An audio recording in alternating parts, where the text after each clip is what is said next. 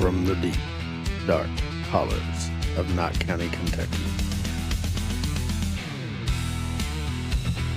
where the moonshine is strong, the stories are strange, and your neighbor is probably your cousin. This is Appalachia, not so quiet.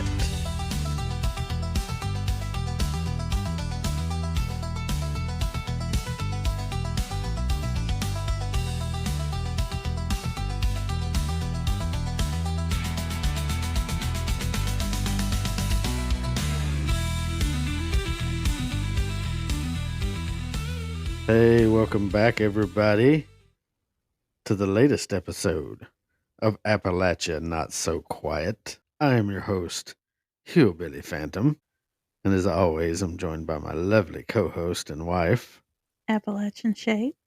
So Shade. We have a very special, spooky episode again, You could say that. celebrating the month of Halloween. We've had the last few episodes talking about ghosts and supernatural events. This time we're going to go a little more physical, a little more real.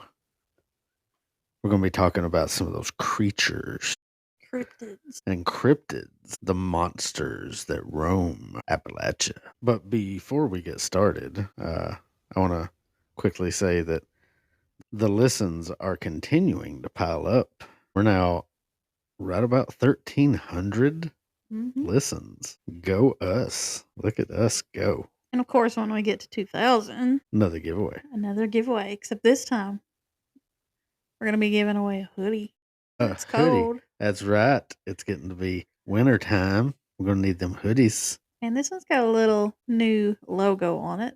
So it's different. So if you've already won, of course, you want to comment and try to get this to go with the rest of your merch. That's right. Yeah, you've already got the t-shirt and the coffee mug. You're going to need that hoodie too. Or, I mean, if you don't want the hoodie and you'd rather have the coffee mug and the t-shirt, you can let us know. Or, We can switch them in and out, yeah. depending on what you want. And you don't even have to wait to win it. If you just really want that merch, you can now go buy it. I don't have a live store yet. I'm working on that. But you can send us a message on Facebook and or email us at not.so.quiet@icloud.com, and we'll give you the information on how to purchase that, and we'll get it shipped out to you. There you go. And you mentioned getting in touch with us on Facebook. Yes. Ha! See, I told you that we would have a Facebook. Yeah. Would make the Facebook. And I promised that I would get that done. Mm-hmm. I promised. And Shade ended up finishing it. So now we actually have a functioning Facebook. So if you're not already following us over there, I'll do it because we are sharing all content there. We are sharing our podcast, our Spotify links for each episode. And then we'll be sharing our TikToks, which we have some of our content we share from episodes of like pictures or news articles that we found, or creepy pictures that we've come across, videos that Phantom has recorded of ghosts and such. Yeah, we've got the video that survived on YouTube, thankfully, of Frozen Creek. Yeah, Frozen Creek, when we went over there and did a little ghost investigation, me and some of my friends. And then we have photos of the lady in our yard. Yeah, we've got all of our personal videos and photos, as well as photos that were related to the stories we talked about. We put all that content up on TikTok, and now it will all be migrating to Facebook as well. Yeah, we like to give you all some visuals to go with our stories. So. And we're not limited quite as much on Facebook. So, we'll probably be doing a lot of sharing and promoting and things on Facebook. Yeah, we're old people like Facebook. Yeah. But, I mean, it's just versatile. You can share everything. It's like there. Yeah. Everything together. Almost every platform we're on and all that, all of them have a shared a Facebook thing on. Mm-hmm. So, that's kind of a central hub, really, for all kinds of content, including ours. And also, I've shared information on there today about how to get in contact with us, about advertising or shout outs, things like that. We can share our media kit with you. Just message us there or email us. We can send that over to you. And of course, if you're a nonprofit, we're going to give you a shout out for free. Just let us know if you have an event or something going on. We'll That's get that right. out there for you. Yeah, we'll gladly help out our fellow Knott County and Appalachia Communities. Yeah. communities. Yeah, advertising and talking about your nonprofit or whatever it may be. But if you're a business too, hey, look us up. We'll help you out. Yeah, yeah, we can do like a whole media thing. And yeah, like we'll give you a few shout outs during an episode or something. Yeah, I'm not really sure how all that works. I was never too involved in that part of the radio industry. Well, we won't go into that, but I know how to do it. So, Okay. yeah. As long as you've got this. Yeah, well, you're the only reason the Facebook finally got done. So I'm the shout only out reason to a lot of Shade. this is getting done. Hey, now I help a little bit. I have some ideas. You usually just make them happen. That's why we're so good together. That's because I got a niche for A niche. this stuff, this media stuff. Yeah, I used to, but I stayed out of it for so long. I don't know what I'm doing anymore. Social media kind of threw me for a loop. I was way behind. I just got the TikTok thing going earlier this year. You can see that should tell you how far behind I am. So yeah, everybody be sure to check us out on Facebook now, our latest social media presence. So moving on to this episode, we mentioned we're going to talk about cryptids and creatures, the monsters that roam these mountains. And there's many of them. We've talked about a lot of them. And we've mentioned Bigfoot. We've also talked about how in different areas they seem to have a different kind of Bigfoot. And Appalachia is no different. They have a type of Bigfoot as well. And it even varies in certain parts of Appalachia. Like in the more northern parts, there's a Bigfoot that's not as big as what they're normally reported to be. And then you go down south, further south you go, almost like the bigger they get.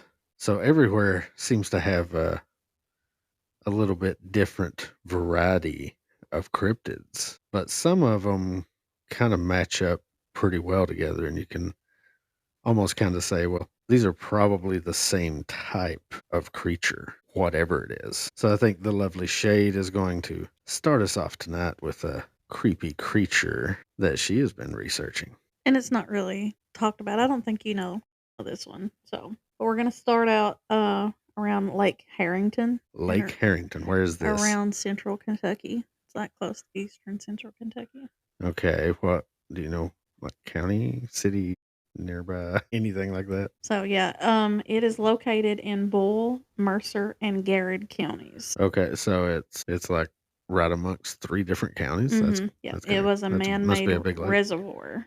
Oh, another one of those man-made lakes. Okay. Created by damming the Dix River. It's the deepest lake in the state of Kentucky. Really? Wow. Okay. And of course, it's a popular spot for fishing, boating, and all the recreational activities. Yeah, of course. Yeah. Yeah, it sounds like a huge lake. Taking up 3 counties. And it's the deepest one in Kentucky. So yeah, it covers 35 miles long and covers like 2,300 acres. And then like 325 miles of it is shoreline. Wow. Yeah. Yeah, that's a pretty big lake. And the depth in some places is 249 feet deep. Whoa. Yeah, near the Dix Dam. Yeah, that's deep. Big hole. Oh, what a hole. What a hole. So, anyways, this lake they had started developing this lake in the 1920s. And this is when the Dix River, they had to dam it up to create this lake. And it flooded over a valley that was once held farms, homelands, roads, and even graveyards. And folks watched their houses and family plots disappear under the rising water. So, some say they never left. Yeah, over at Carr's Fork Lake, same type of thing. They dammed up the creek and flooded this big valley. And yeah, it used to be, full of homes, and there was a road running through there. You can still see the remains of it whenever the lake's really low. Yeah. So this was dammed up to produce electricity for the area, but also bring in tourism. That's one of the big things. Like they needed to attract tourists to the area. So, but beneath this lake lies more than just the mud and the memories. Harrington Lake sits on a bed of limestone full of cracks, caverns, Oh and boy. sinkholes. There we go with the limestone again. Yeah. Before it was flooded, that land was like the honeycombed shaped caves, kind of like what we talked about, or cliffs we talked about Oh out there yeah. around Cave Run Lake. Yeah, yeah. And some stretched for miles, and now, they're underground. And they say that where the creature lives, down in the cold, flooded tunnels that never see the light of day. So there's a creature There's a within the creature in lake, the lake. and it lives in these honeycomb tunnels of the limestone. Oh, yeah. I don't think I didn't know we had a lake monster in Kentucky. Actually, there's two. There's another one. There's another one? Yeah. Okay. Well, So I've heard about supposedly one being down in Barkley or Kentucky Lake, maybe. there's one in Calk Lake as well. Calk Lake. We'll go over that another time. This is a different lake, though. I didn't know there was any confirmed reports or anything. Lake monster. The locals call him Harry, Harry, short for Harrington. of course. He's said to be 16 feet long, smooth skinned, gray, green, and molted like algae all over his body. His body moves like an eel, but his face, that's what gets folks talking. Okay. Yeah.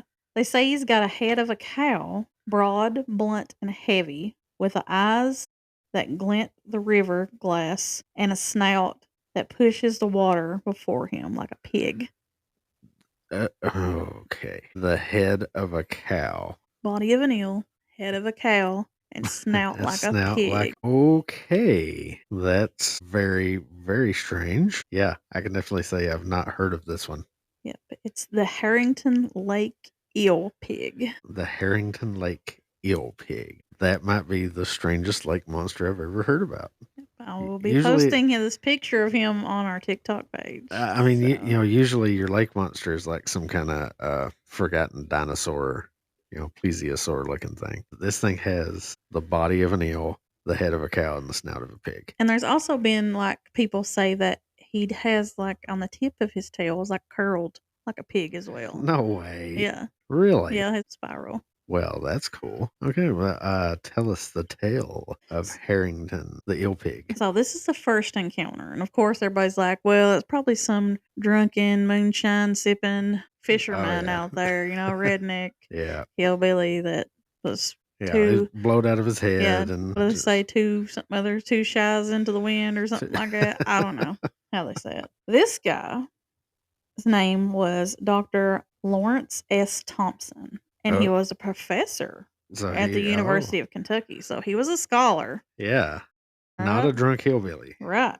So back in the late 1960s, he kept the little lake house on Harrington Shore. But one early morning, just as the fog was breaking, he looked out across the still water and saw something skimming the surface. It was long and sleek, with a curly tail just barely breaking through the top of the water. Tail. Mm-hmm. Wow. He said it had a blunt snout, a tail like a hog, and the speed of a small motorboat. Wow, so it's fast too. Mm-hmm. Over the years, he saw it again and again, and each time he said it was moving faster than any fish had a right to move.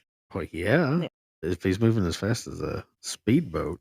He told reporters it was quick as a fishing boat or on a trolling motor. Okay, that can be pretty quick. So, and there's a report in August of 1972, the Louisville Courier-Journal picked up the story, and Thompson told them he believed what he saw wasn't a monster, at least like not in the fairy tale sense. He thought it might be a holdover from like another age of like ancient species of aquatic reptile or dinosaur like species. Yeah. Something that had survived like deep river systems in Ohio or Mississippi for like millions of years. Oh, yeah.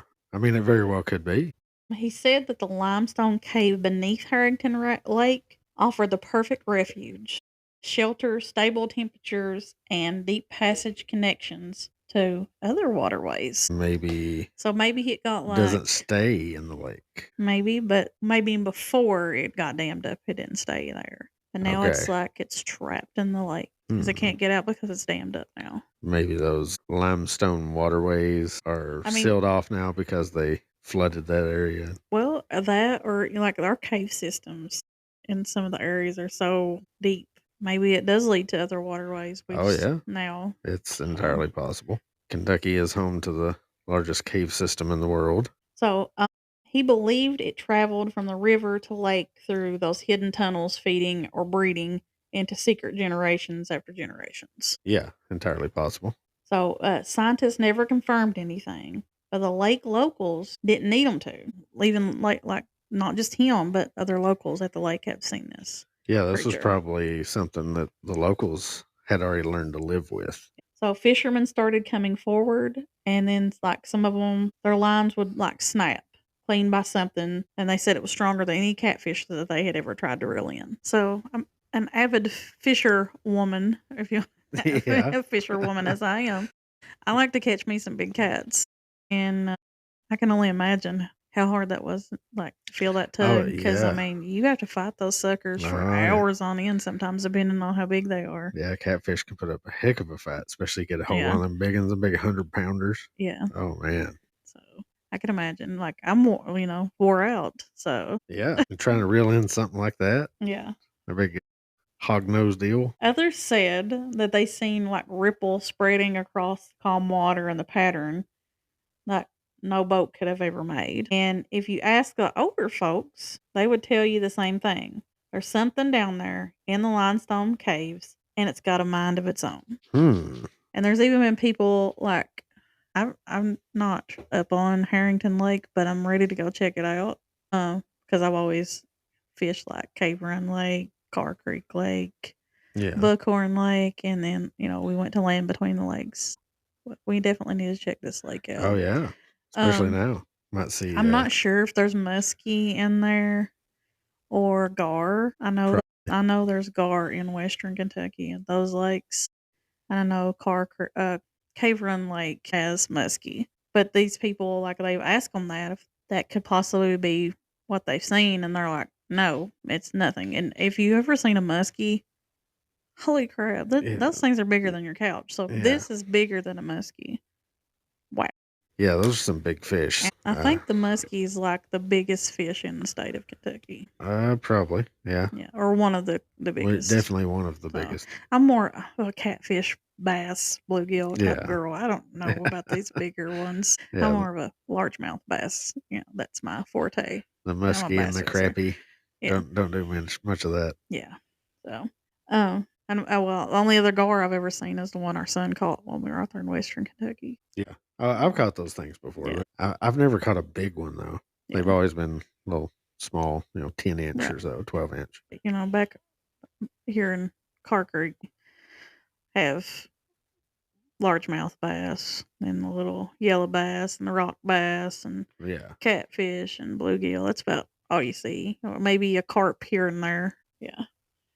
So that's one of the regulars. And I've seen a muskie before at Cave Run Lake. So I've not caught Oh, yeah, one. they have Or them there. had the want to catch one. So Yeah. because they're so huge. So but it's bigger than, like I said, the biggest fish in the state of Kentucky.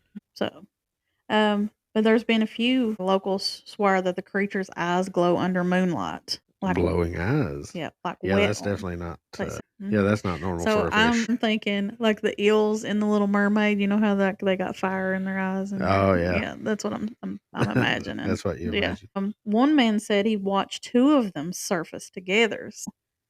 Now they're saying more than one. Really? Mhm. More than one of them. Said it happened on a summer night, and it was rolling through the fog like a giant catfish with snouts, and they grunted like pigs. Seriously. Seriously. They grunted like. He said the sound was low, like the breath of a hog trotting through water. Well, I mean, that sounds like an actual pig, but it was not a pig. No, it was an eel-pig. An eel-pig. Yeah. So whether, these things are like survivors from prehistoric times past, a deformed river beast, or a spirit from the drowning valley, Harry's legend has outlived every skeptic, and he's not gone quite either. A few years ago, LEX18 News revived this mystery for their Mystery Monday segment, interviewing locals who still claim to see him lurking in the coves. So they're still seeing him, even in the modern day. And they still say the same things that folks have said 50 years ago. He's out there, he's real, and you never see him twice the same way. Never seen twice the same way.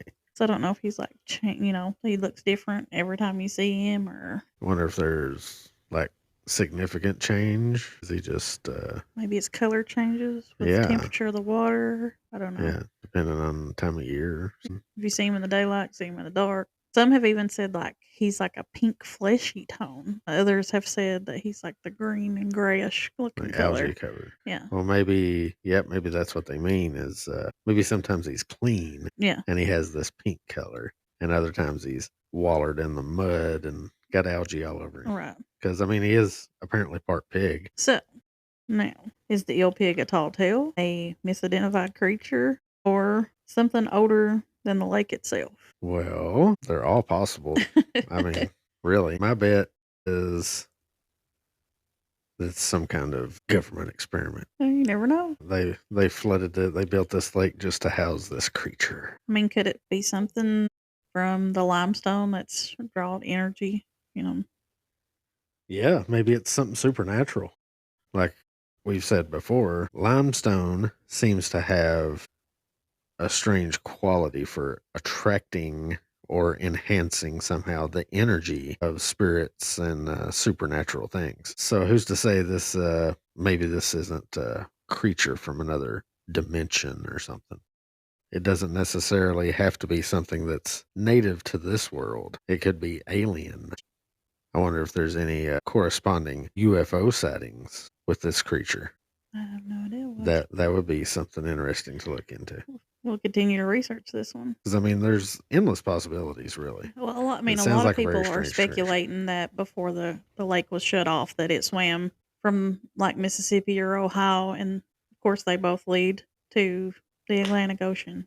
Yeah, it could be some kind of creature that just got trapped there when they built the dam. And nasty fish like that sounds like he probably could live in some Yeah, pretty hardy fish. Yeah, he could probably live through some pretty bad habitats. Well, maybe he can survive in brackish water. Brackish water. What's brackish water? It's a mix between fresh and salt water. It's like nasty, dirty. Yeah. Brackish water. Or swamp water, per se, because pigs live in some nasty stuff. Yeah, but, pigs kind of root around in their own filth. It's like, how the river, brackish water is usually where the river and the ocean meets at. Okay, I got you. Yeah. Could be some kind of creature that is very hardy and can live in various kinds of habitats. Yeah, now he's either trapped or he has a way in and out of Harrington Lake. I would like to catch him, though. I'd like to know if he tastes like bacon. Because I don't like fish. I like to catch them, but I don't like them. But if fish tastes like bacon, I'm probably going to eat it. Really, because, fish kind of has a very soft meat. Yeah. So it'd be a very soft bacon. No, crunchy bacon. Gotta be crunchy. Yeah, I don't think I could handle soft bacon either. But that's an interesting creature. Like I said, the possibilities are kind of endless with that one. Anything from genetic laboratory experiment gone wrong, all the way to a creature not of this world, another reality, or an alien planet. Yeah, like long lost ancestor of Nessie. Well, that's possible too. I mean, there's all kinds of lake monsters. Like I said, I'd never heard of one specifically in a Kentucky lake. Like I've seen stories of people reporting, I saw something in Kentucky Lake. Yeah, I saw some kind of shape under the water at Cumberland Lake. Yeah, things. Or Dale Hollow. Yeah, and it didn't look like a fish. Stuff like that. But yeah, I didn't know we had a specific named pig-like lake monster in Kentucky. So that's pretty cool. Meet Harry. Harry, the eel-pig. Well, that's a very cool story. Thank you, Shade. Another strange creature in Kentucky.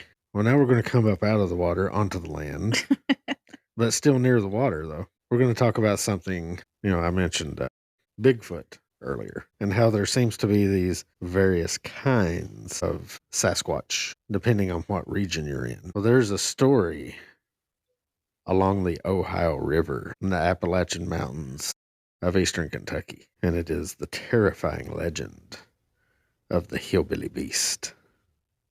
Not to be confused with the Hillbilly Phantom, which is me. So the Hillbilly Beast seems to be one of those regional Bigfoot creatures. That's the way it's always described. Yeah, he's all over the nation. Is basically like this, ape-like creature, bipedal, hairy, ape-like creature. And it's said to inhabit the remote forests and hollows of eastern Kentucky, mostly along the Ohio River hills. Now, I also hinted at this earlier about how these different Sasquatch, Bigfoots, Yes. their size varies. Humba Bumba. You go up north and they seem to be a little shorter than they are in the ones that go down south. So the Hillbilly Beast is reported to be 8 to 10 feet tall and weighing 700 to 800 pounds, Jesus Christ. covered in dark fur, either black or very dark brown. Witnesses have reported black eyes when they see it in the daylight and eyes that glow orange or yellow at night. So it's almost like a night vision thing, like cats or something. It seems to inhabit the deep forests, the rugged terrain of the trees along the ridges, and of course the caves. We already talked about that. A lot of caves around Kentucky, back in the hollers in the mountains. Now, plenty of people have heard some kind of strange noises in the Appalachian Mountains. Who hasn't? Yeah, exactly. There was even, I don't know if you remember, it's been a few years, but there was that guy in Whitesburg, I think, Yeah, I that remember recorded something like hollering, hooting and hollering and banging on trees. But it was something that they were attributing to some kind of Bigfoot type creature, possibly in that area. I think anytime I've been out in the hills, like hunting or anything like, I've always heard brand new noises like that I've never heard before. You get to know most of the noises of the animals and things in the hills. And when you hear something that you know is not one of those animals, that's when you usually run away. So there are vocalizations attributed to this creature as well: loud howls, grunts, tree banging, rock throwing, same type of thing like this guy over in Whitesburg. Maybe it's the same thing. It's a Bigfoot like creature. Maybe this was the Hillbilly Beast Do you that have this guy was hearing. Now, some reports mention the creature being territorial, disturbing campsites and shaking vehicles, even raiding people's gardens. Now, there's accounts of this creature. That's why it's called a legend, is because this isn't just a recent thing. People have been seeing and hearing this thing since the early frontier days. There's even a story that says frontiersman Daniel Boone encountered a hairy giant called a Yahoo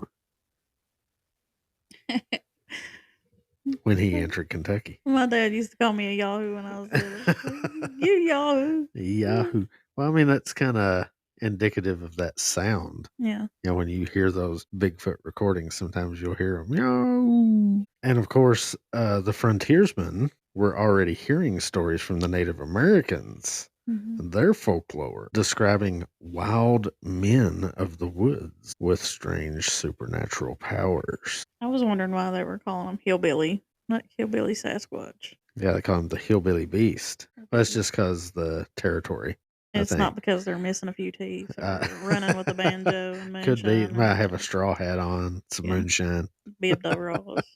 No, that would be me. Now, not much of this legend has been rigorously documented, but there are a few first-person accounts of encounters with this creature. There is a story that was told by some campers that were camping in the Daniel Boone National Forest, of course. And these campers supposedly heard deep growling howls and could smell a strange stench in the air.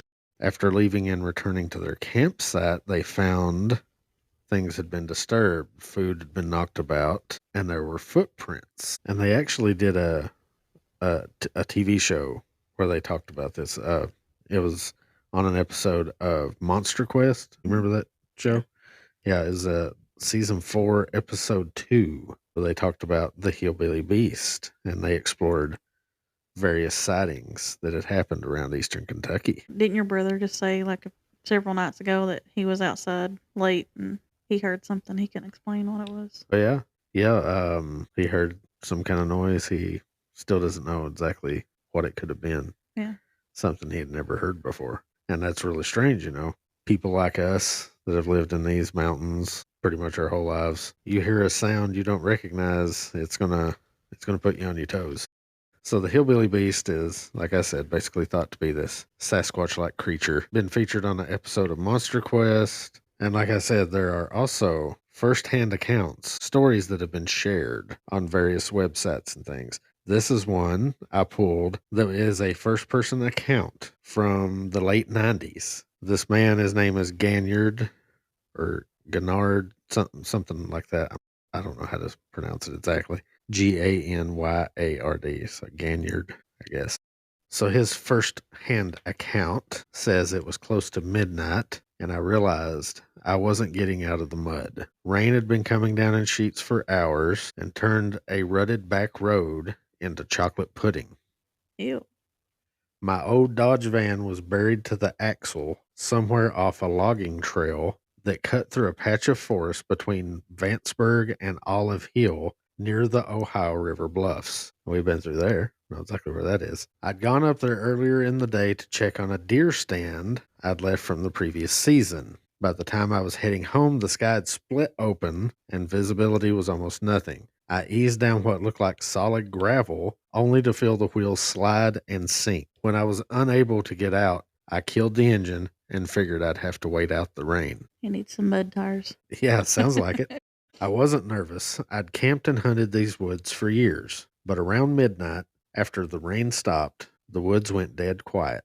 No frogs, no crickets, nothing. That's when I started to feel like I wasn't alone.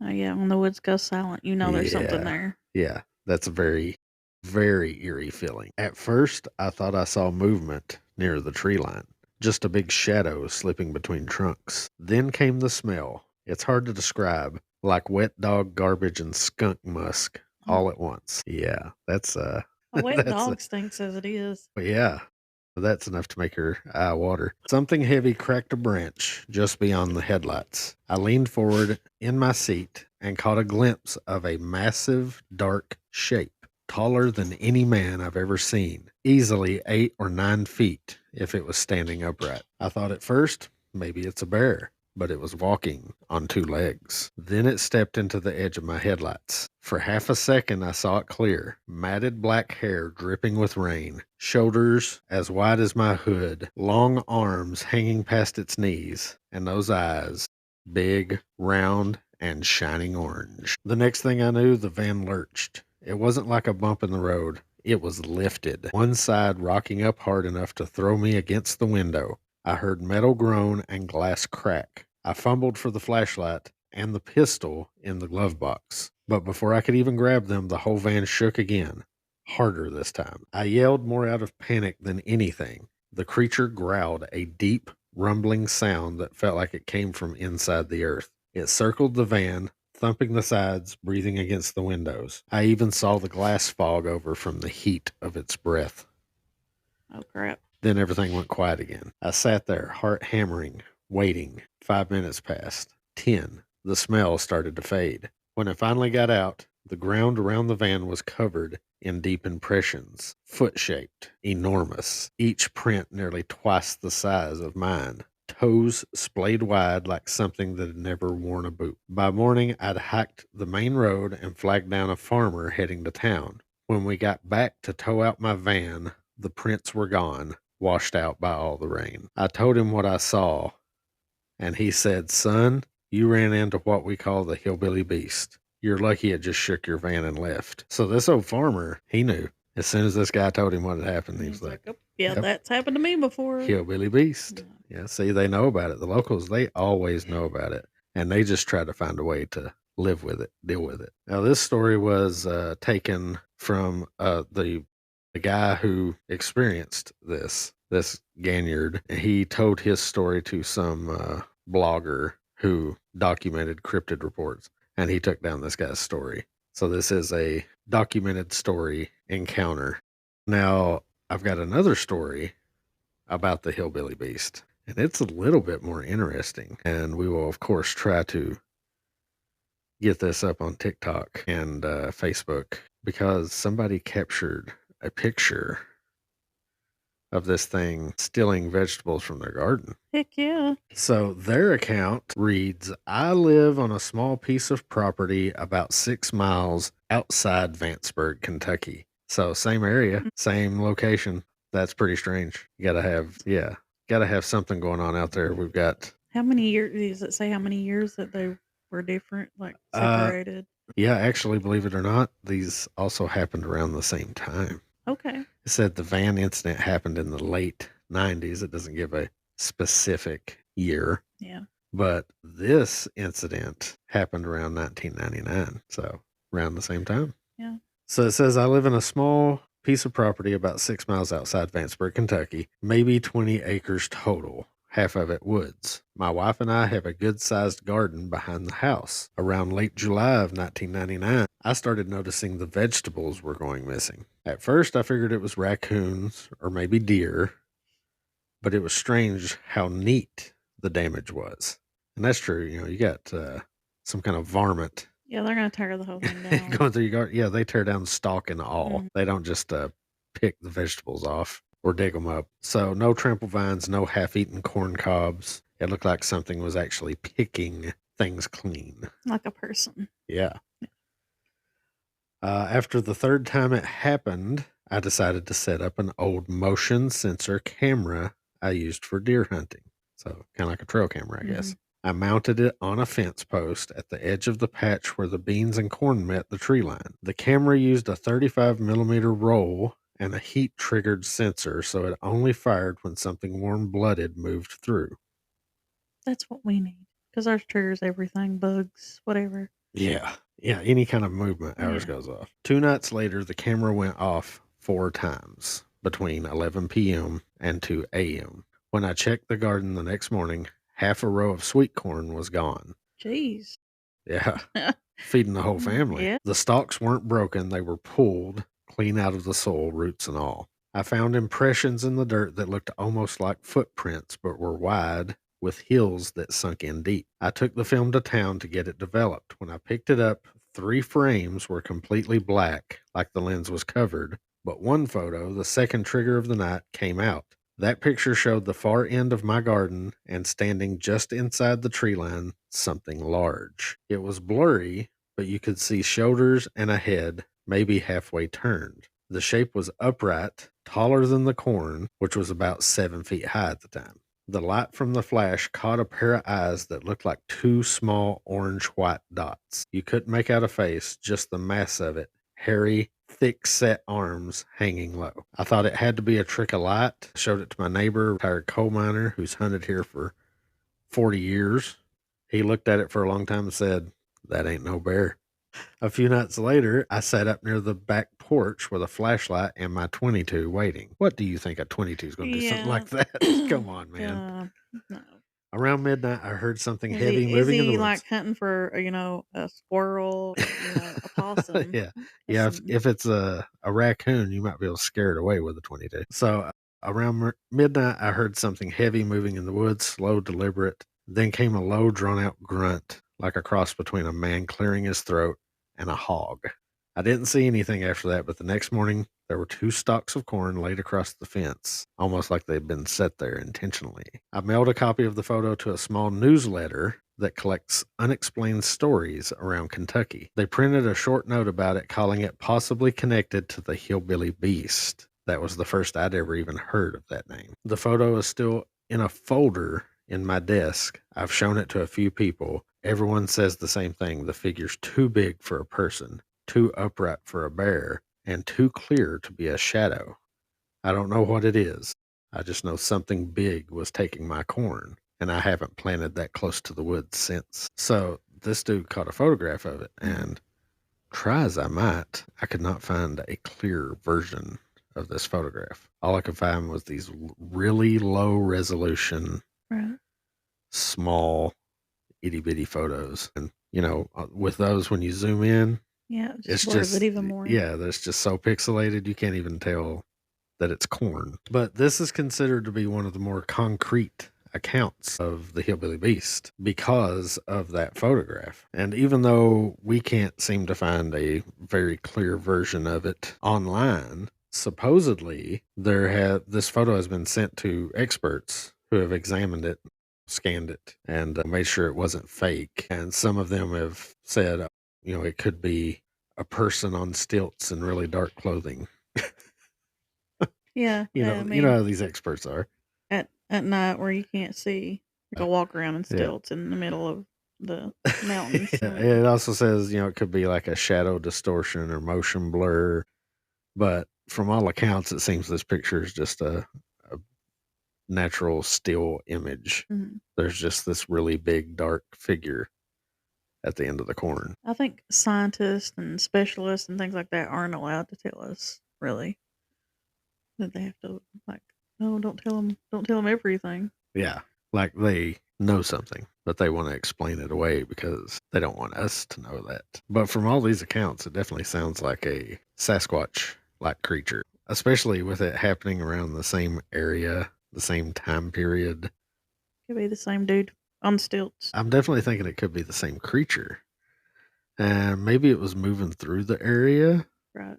or something, but they talk about how it's territorial, and that sounds accurate with the guy in the van. Mm-hmm. He's sitting there in its territory, and it was trying to scare him off. Started rocking his van. Get out of here.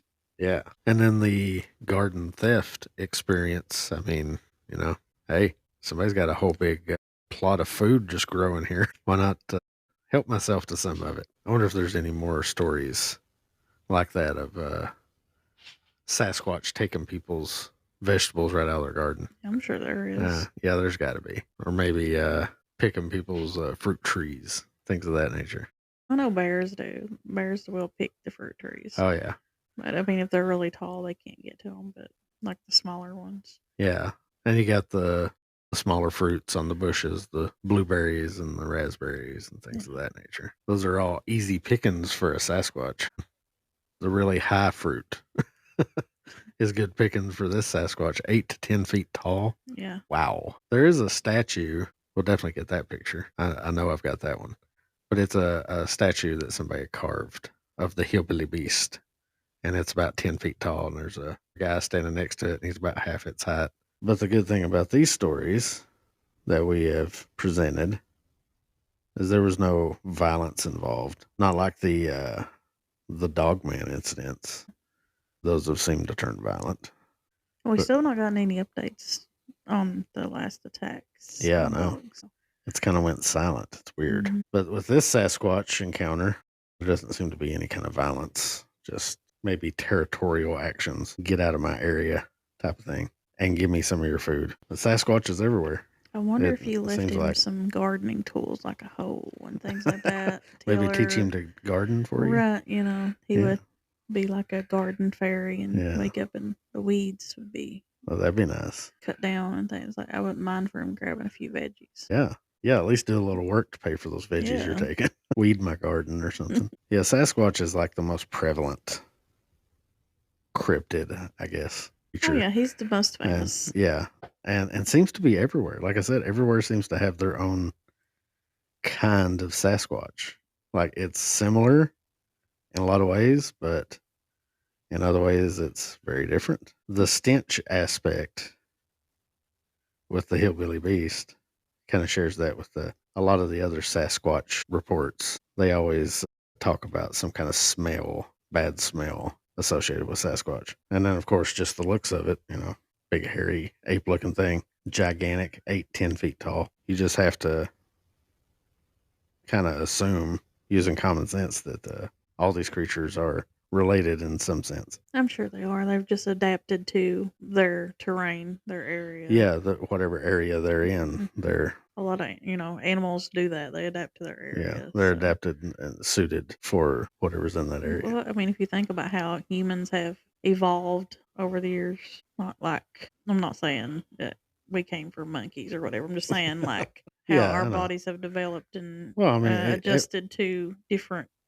can't- changes in the you way can't of life. deny you can't deny that evolution is an actual thing because you witness it happen. Yeah, Yeah, things adjust to their environment. It's like- Almost every animal does that. yeah. Like years ago, I mean, people like us now, we couldn't have lived without an air conditioning. Yeah. So could Could you imagine? So, and like our elders, they didn't have air conditioning on, so they were used to the heat and all this Yeah. stuff. So, We've adapted to air conditioning, so we're in trouble if the electric grid ever goes down. Even though I don't think there's any real reason to be necessarily afraid of these creatures, you should definitely be aware of them. If you hear that creepy howling sound, something knocking on trees, rocks being thrown at you, just leave. Get Yeah. out of that area. like, okay, this Yeah. is yours. Yeah, let them have their territory. Because if you keep getting further, then that might trigger them to become violent. If that dude had hopped out of his van ready to fight because something was shaking his van, he may have gotten attacked. So he's lucky that he just stayed in there. We have our fair share of strange cryptid creatures, these legendary monsters that roam Appalachia, whether it be in the muddy depths of our lakes or in the deep, dark hollers of the mountains. Or in the limestone caves. Or the limestone caves. Lots of caves. Man, there's so many caves around Kentucky. Yep. It's untelling what kinds of things could be hiding out there. And you can always count on us to research these creatures and let you know about them because we're interested too. We want to know what might be out there. We've got all these reports, all these stories we look into, our own personal experiences. Something strange and different about this place. It's special. We hope you've enjoyed our tales of these strange creatures. Be sure to come back and listen to us again. Check us out on all of your streaming platforms: Spotify, Apple Podcast, Amazon Music, Audible, iHeartRadio. Of course, follow us on TikTok and X, as well as Facebook. Finally, Facebook. If you want to like find everything in one area, it's gonna be Facebook. Yeah, it's probably going to be Facebook. Like Yeah. I said, we'll probably be interacting more with the Facebook than most of the others, Yeah. but we will continue to put up our Right. content. We'll still monitor all the comments and things Yeah. on the Yeah. streaming. We will, of course, be watching everything, but yeah, Facebook will probably be our main. Yeah, you can, like I said, you can find all the content Yeah. one spot. Yeah, our main platform for posting things. So yeah, like us on Facebook and keep listening. Keep your eyes open for a TikTok video that's about this episode. Check out all that wonderful new merch. Yeah, if you just can't wait to win it, then you can go ahead and buy it. That's right. Go ahead and make a purchase. We will get that shipped out to you. Yep. Send us an email. Let us know what you want. And it's good quality stuff. It's not, Yeah. Yeah, we're not going to go cheap here. Right. We want you to have something nice. Yeah, it might cost a little bit, but yeah, we want it to be nice. We don't want it to fall apart. Be sure to check out that new fancy Halloween inspired logo we've got on Facebook now too. Like, share, comment, spread us around, and we'll keep. And then now we have Facebook, it's easier to invite your friends. Yeah, easier than ever with Facebook. Or like I said, it's just because we're old and we know how to use it better than the other social media accounts. Yeah, we just know it better. And don't forget, we may have another giveaway coming up soon. Those listens are racking up. As soon as we get to 2,000. That's right. So thank all of you for listening. Keep coming back and supporting Appalachia Not So Quiet. I'm your host, Hillbilly Phantom. And I'm Appalachian Shade. We'll catch you on the next one. Till then, watch out for them boogers.